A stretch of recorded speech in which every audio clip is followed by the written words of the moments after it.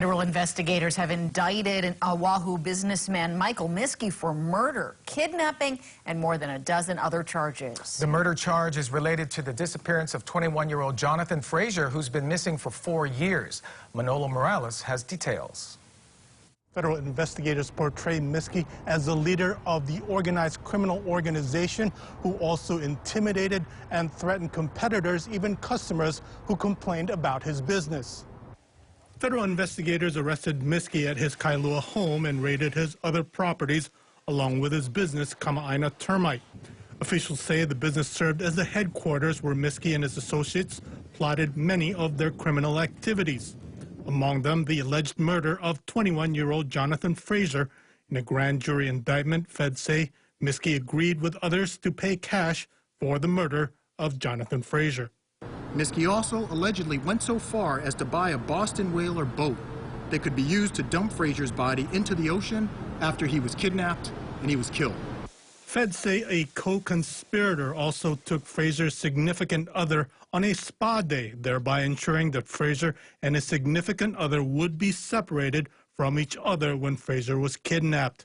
That was Ashley Wong, who spoke with us in 2018 looking for answers.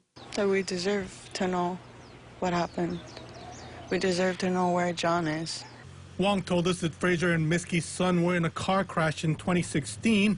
Both were hospitalized and Miskey's son died. The indictment names several others in what the feds call Miskey Enterprise. Among them, John Stansel and Michael Buntenbaugh. In all, 11 people were indicted. The U.S. Attorney says some of the charges against Miskey carry a death penalty, but it's up to the Attorney General to make that decision. The attorney for Miskey says he's a legitimate businessman and will prove so in court. It's easy to say things at a press conference, not so easy to prove things in court, especially when they didn't happen the way the feds believe that they did. Manolo Morales, KHON2 News, working for Hawaii. In addition to the arrests made today, 8 other people believed to be involved in criminal activity have been served target or subject letters. You mentioned target letters and subject letters sent out. Any of those sent to law enforcement officers or former law enforcement officers that may have helped Mr. Miskey?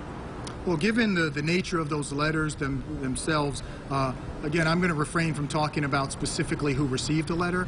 As I indicated, the folks will know, but right now I'm not going to comment on either the description of who received them beyond what I've already indicated or provide any specific names. And if several of those names arrested today sound familiar, they've been involved in other cases in the state. Dae-Han Moon, serving a life sentence in Arizona for second-degree murder for the deadly Christmas Day shooting at Ala Moana Center in 2016. Moon got into an argument with Stevie Feliciano and shot him in the back of the head. Feliciano died a few days later after being taken off life support. Lance Bermudez, also sentenced to 5 years in prison in connection with that crime for hindering prosecution. And in 2013, Michael Buntenbaugh and John Stansel were arrested for assault in 2013 in connection with a fight at M nightclub that injured an NFL player, Trent Williams. Miskey was part owner of that nightclub. That case was later dropped. Jonathan Frazier's mother says she feels mixed emotions after hearing Miskey was arrested in connection with her son's disappearance.